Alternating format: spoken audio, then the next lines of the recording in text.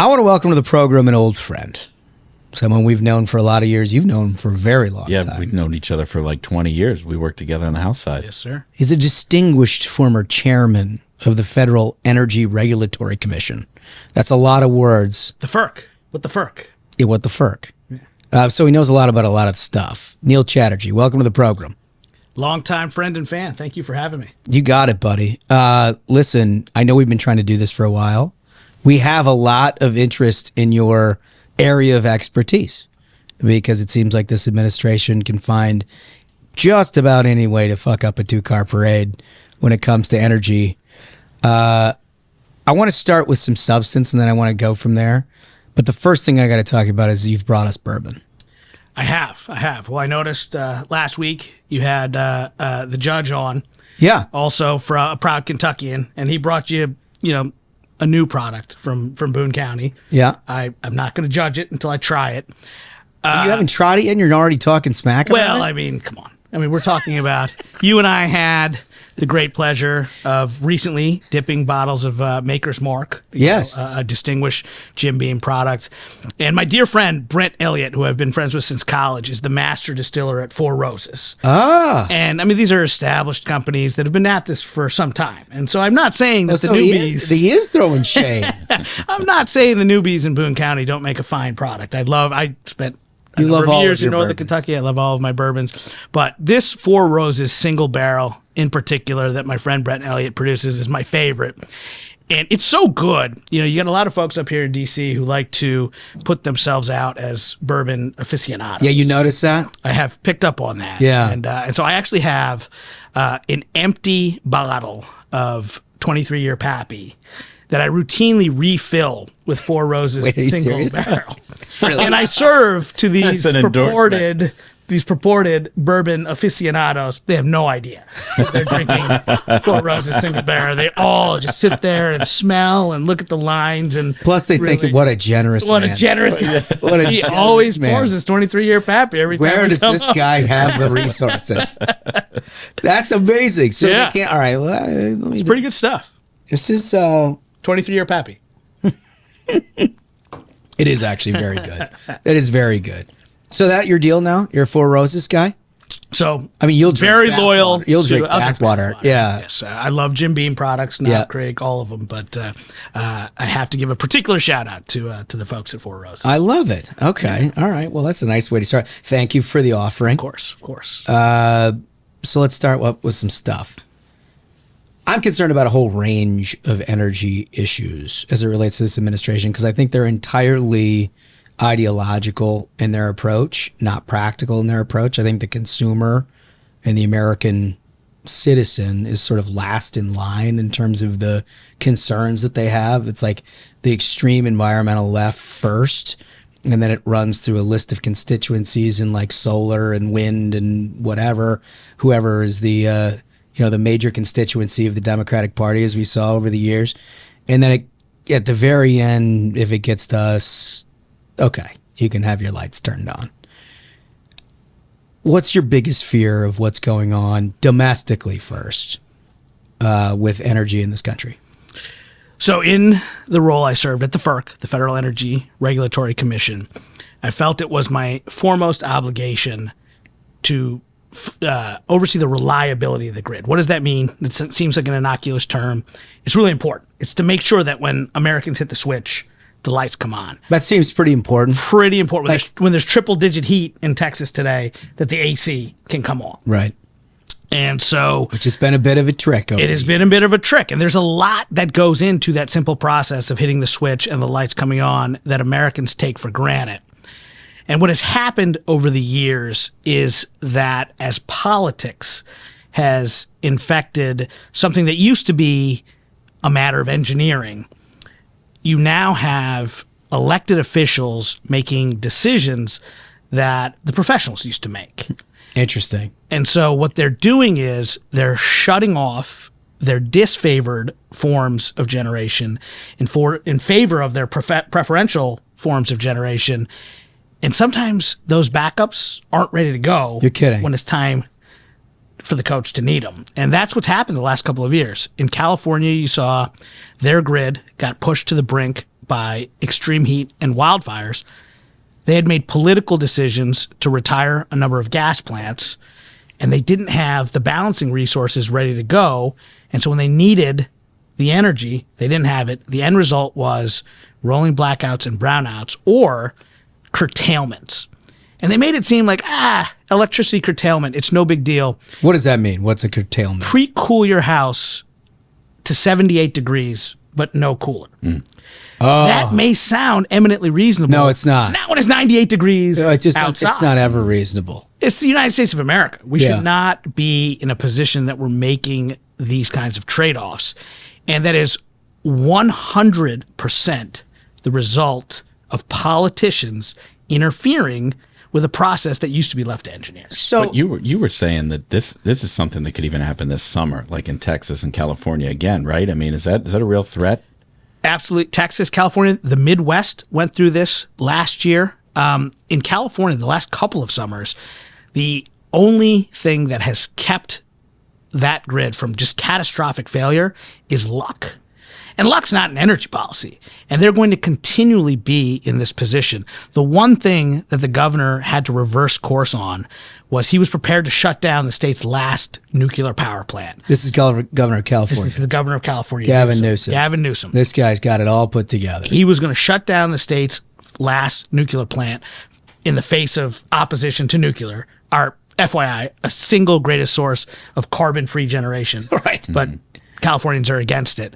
And he had to reverse course because he realized if he took all of that power from that nuclear plant off of the grid, there was no way he would have enough replacement capacity, and California would have been in a dire situation. They're still in a dire situation this summer because of a series of other decisions that they have been making, and it's spreading across the country. And you saw it. So they take perfectly good nuclear, natural gas producing plants off the grid because they're politically disfavored in the Democratic Party, essentially.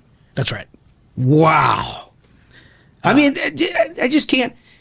There's hardly anything I can think of that is more politically palpable than the idea of if I got a letter in the mail saying that my house had to be 78 degrees tomorrow, I mean, sign me up for the riot. Sign me up. Wait, it's completely irresponsible. I mean, it's completely irresponsible. It's not just summers in Texas and California and the Midwest, but it's winters in the Northeast. They're having these problems up there too, right? Yeah, it's even worse in the Northeast in those cold winters.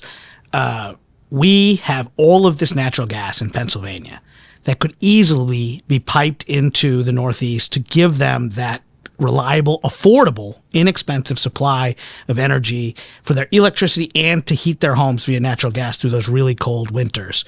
Get this, there were 2 successive winters during my tenure at FERC when we had Russian tankers pulling into Boston Harbor to deliver gas because we can't get a pipeline built through New York State. Think about that. New York is blocking the Northeast from getting access to all of this domestically produced From gas Pennsylvania. in Pennsylvania. And instead, we've got Russian LNG coming into Boston Harbor to keep the heat on in a deeply cold winter. I don't think in New England. people know that. You know, It's not widely known. I've tried. Trust me. It wasn't on the front page of the New York Times. Well, you don't think they wrote about that? I don't remember seeing it on broadcast news either. Oh, jeez. I mean, how did they miss that? It seems like kind of a big development. Russian ships sitting out in New York Harbor. I think they had an anonymous whistleblower that said Whistle, quote unquote, quote unquote. quote unquote, and it was an Axios, and yeah, And that was it. Yeah, that was it. What no, are they gonna no, do? I'm joking. Of course, it wasn't an Axios. That was a favor. That was a story that didn't favor the Biden administration. They wouldn't cover that. I mean, I literally can't even imagine a situation where people make decisions against domestic resources of energy to the disadvantage of their own citizens on purpose. I mean, it has become, environmentalism has become a religion on the left where you just have to believe. It's not about actually trying to do something. You just have to believe something and it'll become true. It's just, it's incredible. Because you're one of the more reasonable people that I've talked to about an all of the above. You know, you're not like a just oil and gas guy or just a coal guy, or just, you've always been sort of in the all of the above and try to reduce carbon emissions where you can and all of that kind of thing. and a pretty reasonable approach. And yet you got to just run up against a brick wall with some of these people. It's so frustrating, but in some ways it's been gratifying to me because some of these folks have given away the game in recent months and years. There's a technology called carbon capture and sequestration. Yeah.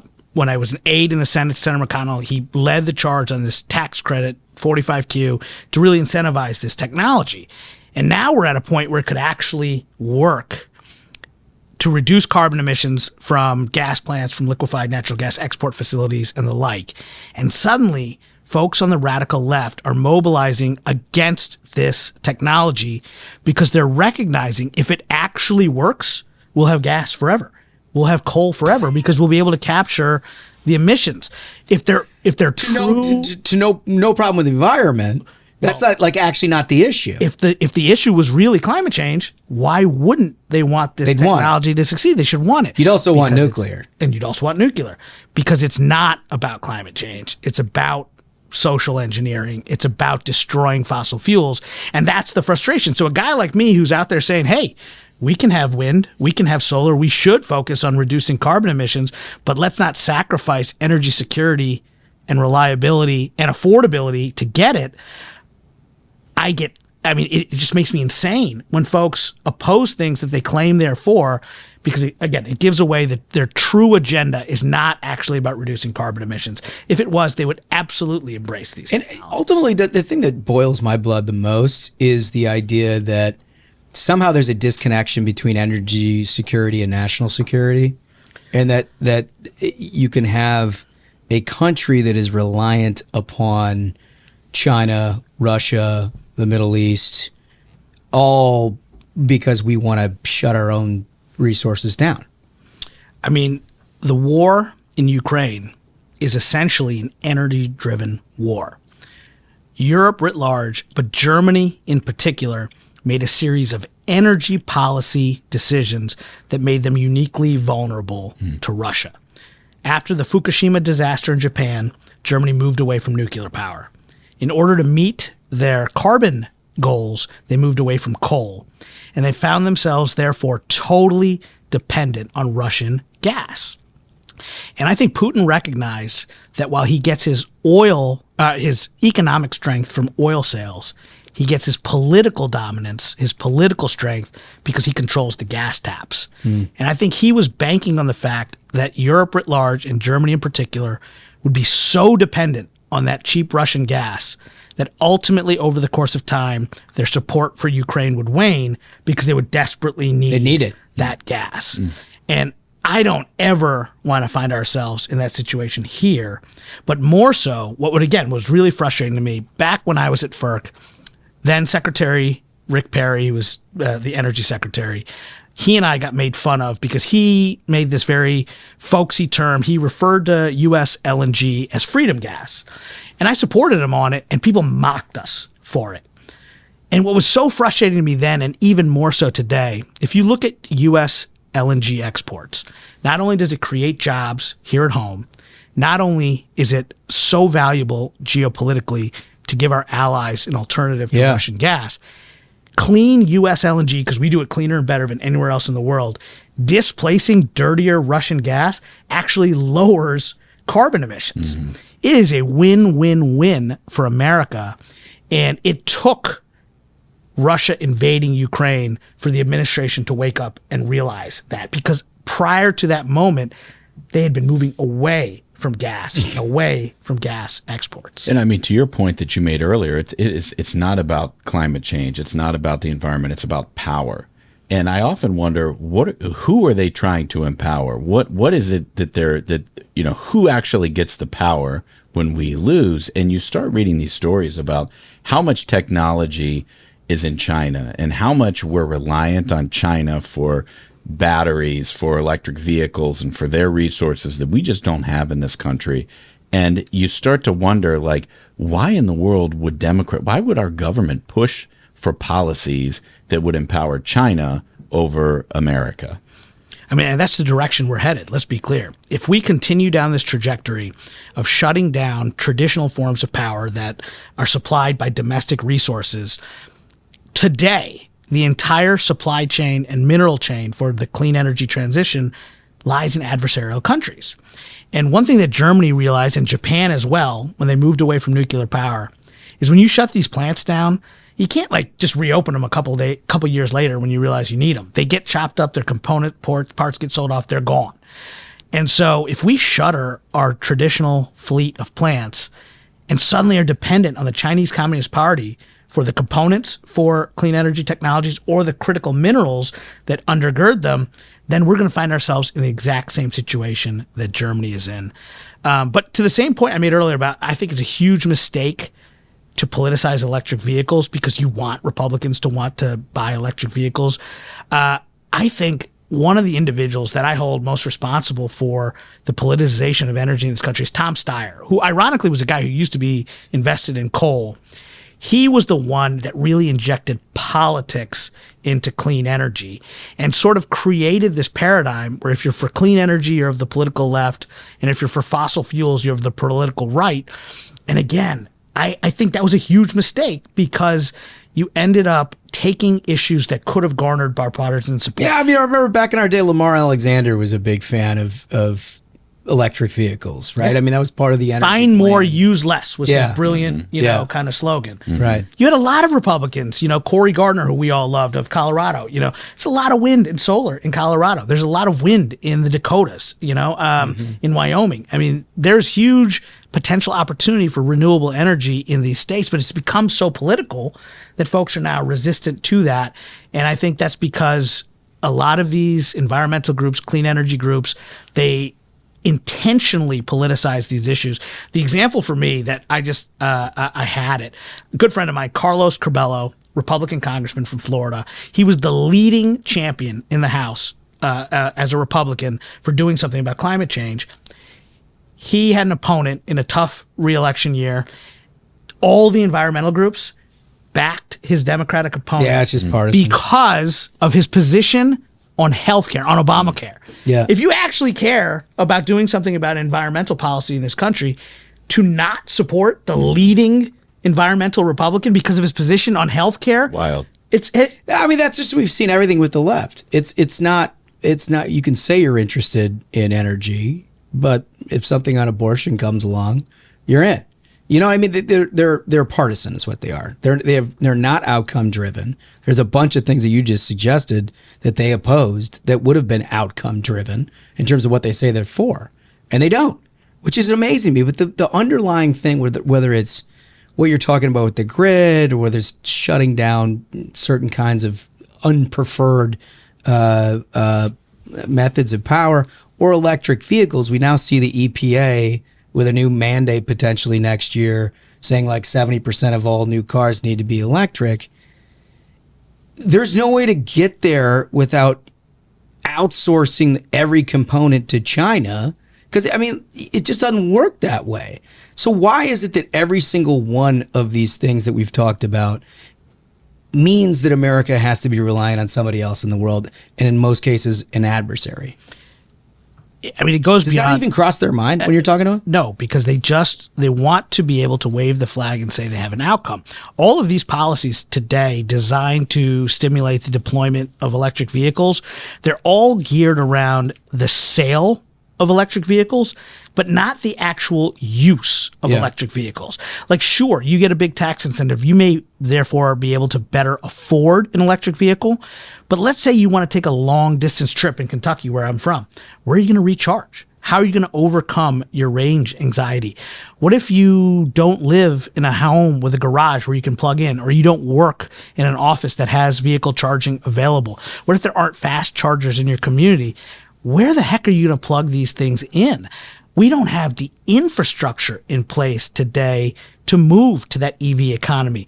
There's no coordination with utilities to see if they can even withstand the surge in demand that would occur if all of a sudden by 2030 we had 100% EVs. It's just not realistic, but it's because they want to get the bumper sticker out there and appeal to their base, and the Democratic Party can say, look, we're doing something to electrify America and shut down And these how do they dirty think cars. you get the electricity? Well, by the way? they're missing the fact that in most of the country today, renewables are like 10% of the generation mix. Like, what do they think is powering these cars? It's incredible, man. Listen, I could learn a lot from you about all of these issues. You are one of the best voices in reasonably talking us through it. How your cats looking? I'm hearing a lot of bad things, bud. Look, I'm hearing a lot of bad things. it's what are you reading, Axios? I just, I mean, like they're gonna be just they're fine. saying there's big problems with Calipari and the AD, and they're saying, I don't know. Look, what do I believe? What do you believe? Expectations are so high in Kentucky year over year that it's hard to meet those expectations. And the reality is, Cal's had a couple of tough runs. He had an undefeated team that got tripped up in the final couple of minutes. He had Devin Booker on the bench inexplicably, and they lost to Wisconsin in the Final Four. They got beat, buzzer beater in 2017 to go to the Final Four, overtime in 2019 to go to the Final Four. I think he had the best team in the country in 2020, and COVID struck. And look, he's had a hard time since the pandemic because he relies on new players every year. And everybody else is getting And everybody else is getting fifth years and in the portal. He's got an incredible class coming in.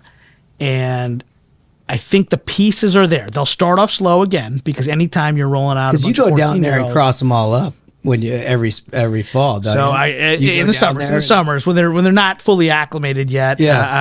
Cal does this amazing father-son camp, and I keep telling him, Cal, I'm not eligible to be recruited. Well, I mean, it's not going to stop. No, but I mean, he says he hasn't seen a round mound of rebounds since Barkley, like me.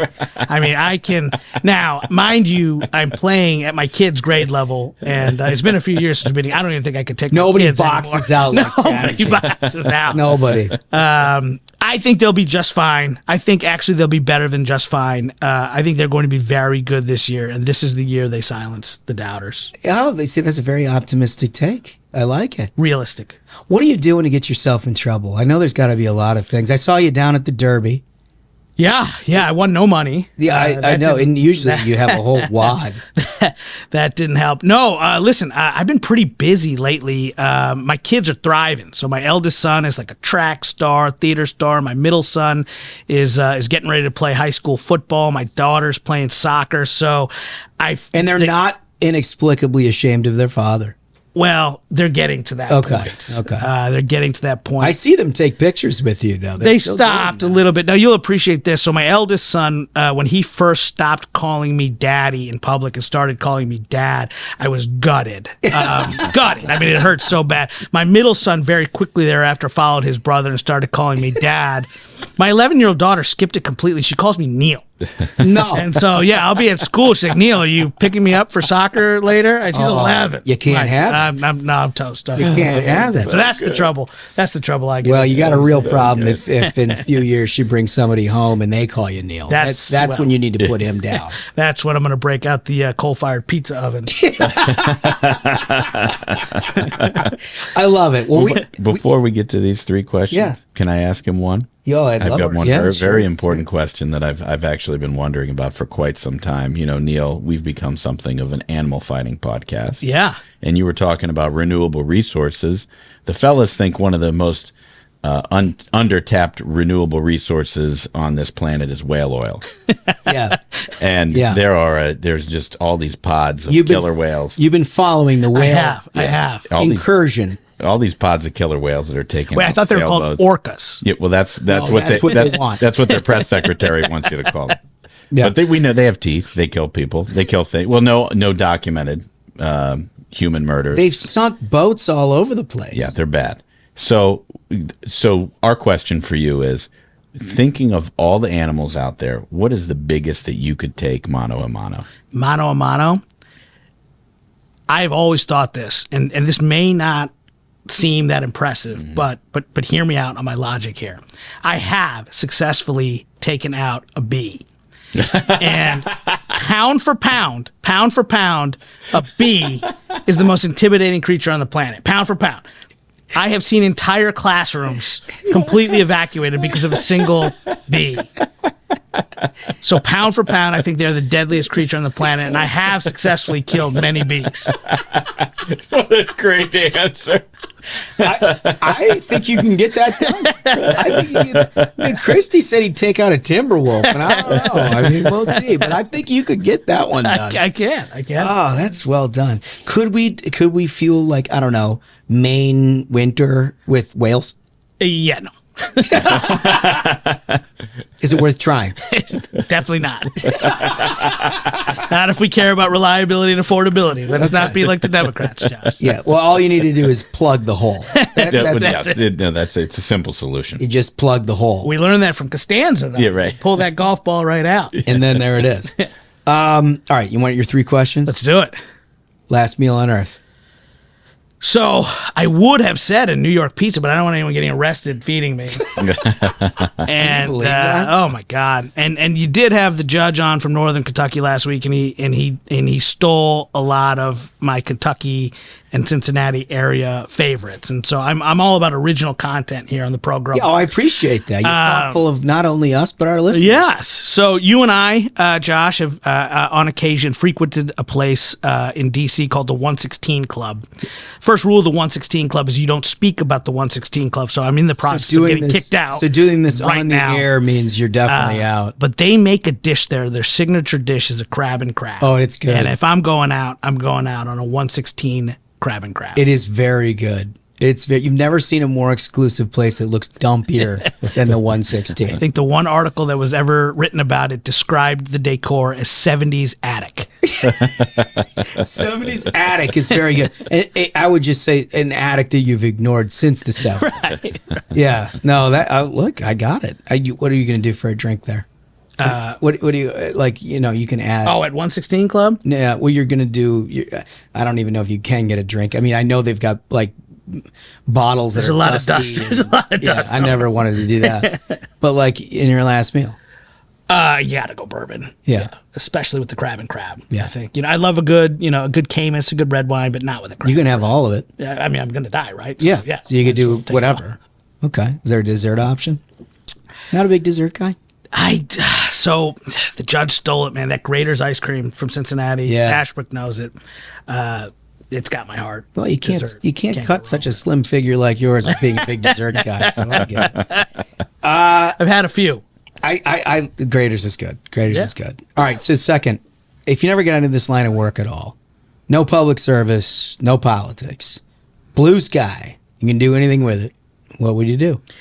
So I've always thought my two loves in life were sports and politics. Obviously, I went into work in politics, and my athletic career stalled out in the 8th grade when I stopped growing. I did not have the same genetic good fortune as Smug, who is the Yao Ming of Indians. I've never seen an Indian. I've never seen an Indian that big. It's really remarkable, isn't it? So noting that athletics would be off the table for me, I honestly think so. When you're born like this and you're funny looking to begin with, the only way to survive it is to be funny. Yeah. And so I as I look back, and I still may pursue it at some point, I'd love to try stand-up. I'm actually going to take some lessons, learn how to write jokes. I'd love to. I still haven't given up the dream of potentially pursuing stand-up someday. Listen, if you can perfect that, you can have like a regular reoccurring bit here. Oh, well. All right. Come on in and just bust people's balls. I love that idea. Yeah. That's fantastic. Now you're a funny man. That's a good fit. All right. Third question. You know what it is.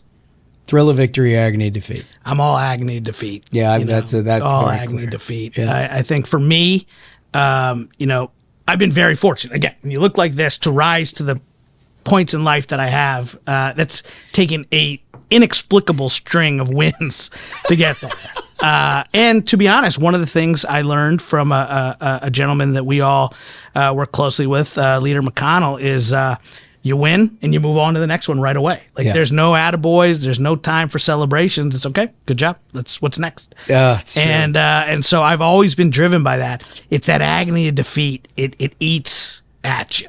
And look, I felt it a little bit. Like I was very proud of my record at the Federal Energy Regulatory Commission, but elections have consequences. And one of the painful things for me to have watched the past couple of years is hard-fought victories got reversed. And that agony of defeat is what wants to drive me to win again and amend it. I love that. That's great stuff. Neil, where can people follow along with your work?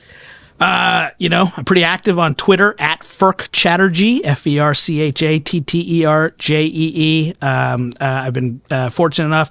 Ashley's here today. She gets me booked on a lot of TV, and so you're on the tube quite a bit. I'm on the tube quite a bit. You're defying all odds on television. It's unbelievable. She must be just absolutely terrific. She's that good. She must be that. This is what I got for you, and they're like, okay. Well, my kids have pointed out to me that oftentimes I'm talking, but they don't have my face on screen. They're going to other visuals. Wolf, can you keep that in mind when we put this out? We're a video medium now. Yeah, absolutely. This is fantastic. I look great in the camera. It's unbelievable. I don't know what. This stuff must be expensive. You guys are doing really doesn't well. Pay for itself. It doesn't pay for itself. Listen, buddy, I want you to stick around anytime you want to come in and talk about something that you think is out there and outrageous. We'd love to talk to you about it. You're one of a kind. We appreciate your friendship. Thanks for coming in. Thank you so much for having me.